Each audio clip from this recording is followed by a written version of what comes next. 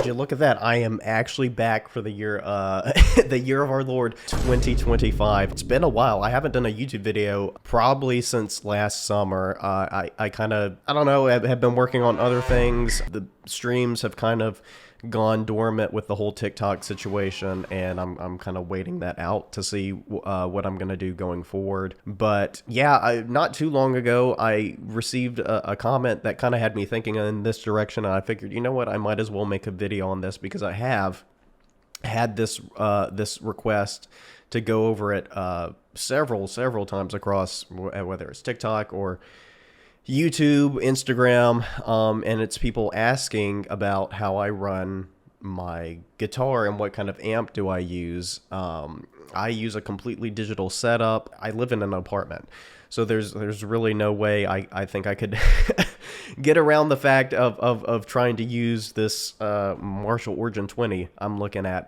20 watt head, 2x12 cab. I don't think my neighbors would appreciate it. So my workaround is to use a completely digital setup for everything, and that way I don't have to worry about noise. I can wear my headphones, and it's pretty, seamless. I don't really have any delay with it. So I'm going to go through all of that. I'm going to show you what amp I'm using, where I got it. The amp I'm using is free, oddly enough. What software I'm using, which is GarageBand, and then my settings that I have configured in there to get the particular tone I'm using. The guitar I usually play through is going to be my Gibson SG Standard, and I'm not really running anything on my pedal board for it, to go ahead and get that up, mention that up front. The only pedals I usually run for anything are going to be my drop tune pedal, in case I need to drop for, a song during a live stream or whatever, and my wah pedal. But other than that, I really don't use any effects pedals. Everything that I use for my tone is going to be done within the actual digital amp itself, and within GarageBand. So everything that you're going to see is, as long as you have a Mac and have GarageBand downloaded, everything that you're going to see, you're going to be able to do for free. Which is pretty crazy. Of course, I guess I have to mention this up front as well. You will need some kind of audio interface. I'm using the Focusrite Scarlett 2i2. I think it's the third gen, and I've been using that for well over probably a year and a half now. It's great. I know they have a newer one. I think it's the 4 is out now, but I've had no reason to feel like I need to upgrade for it. So everything I'm doing, I'm running through that into GarageBand, into my computer, to have all of that set up. If you're interested in some of that, I do have a YouTube video where I go through and I explain how I run my stuff for live streams on my phone, whether it's for TikTok or YouTube or Instagram. That method should work for all of those, and you'll see my equipment and how I'm connecting everything for that. But that's pretty much it. So enough of me yapping. Let's go ahead and get into it.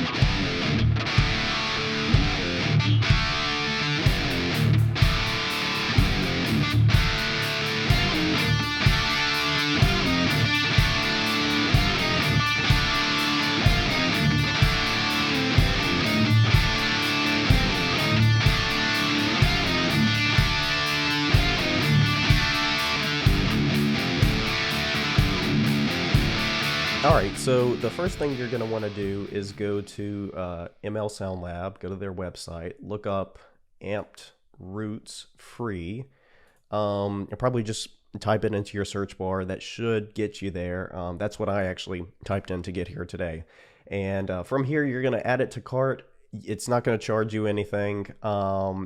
It's, again, so you're going to get the free amp sim, which is going to be this amp right here, which is the amp I'm going to be using, and that is completely free. You will be able to use that.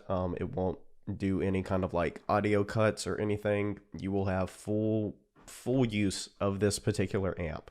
From there, they do offer some other amps in the pack, but like they say, you have to get the full license to be able to use them. You can mess around with them, but you will get a little like audio cut, like it'll cut out every so many seconds. So you won't be able to, actually, be able to do anything substantial with them, but you'll get an idea for them. And if you do want to purchase them, then they are available to you, for you to do that. So from there, you're just going to add it to cart, go through the whole process, download it to your computer.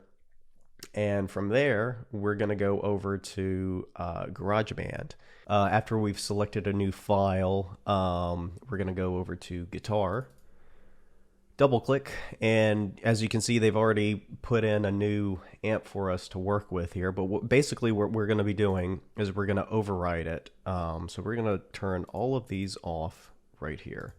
Everything except the noise gate, because we are going to want that. Then go and select one of these. I don't think it really matters. Hit the little drop down. Go to Audio Units. Go to ML Sound Lab. Go down to Amped Roots. We're going to click on that one. This one up here, I believe, is one I downloaded in the past as one of their Marshall amp sims. But we're going to go down to Roots. So we're going to click on that one.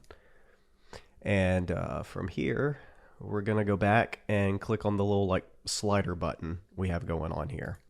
Hit that. And now we have our amp. It should be up, and it should be good to go. Let's give it a little try here.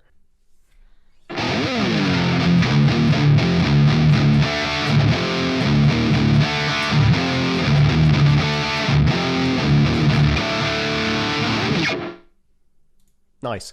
We have it working.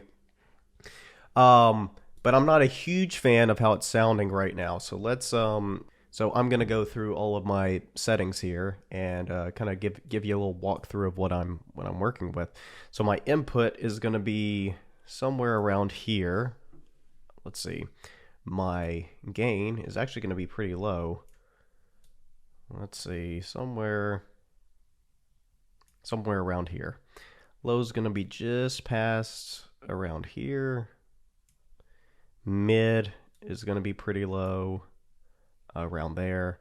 High is going to be just past a quarter. Presence is going to be just above quarter. Volume is going to be around here. And then output I also have around here. So yeah, these are going to be the settings for the bass amp. Now from here, what I do is I'm going to turn these three on. This is going to be a built-in pedal board to the amp that they have. And as far as the settings for these, I have noise gate. It's going to be around here. Compression's dead center. And then drive I have somewhere around here. Yeah. And then going back down here to the noise gate, the built-in noise gate on GarageBand. I have that. I think it's around 55 or so. I find the extra noise gate helps cut out even more of some of that extra noise. This noise gate is fine, but sometimes I do get a little feedback out of it that I don't want. So I add a little bit of extra noise gate on top of that just to kind of clean everything up. So from here, we're gonna give it one more little listen here and see how this sounds.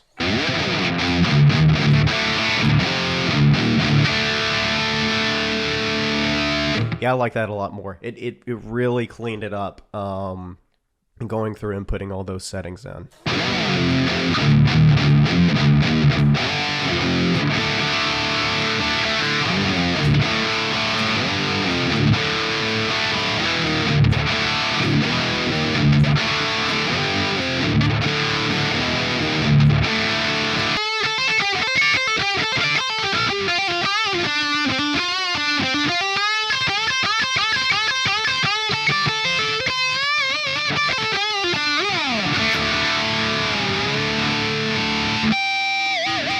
You can get some good harmonics out of it too. But yeah, that's pretty much it. There's, it's pretty straightforward, pretty simple. And once you go through and set all of this up, you should be good to go.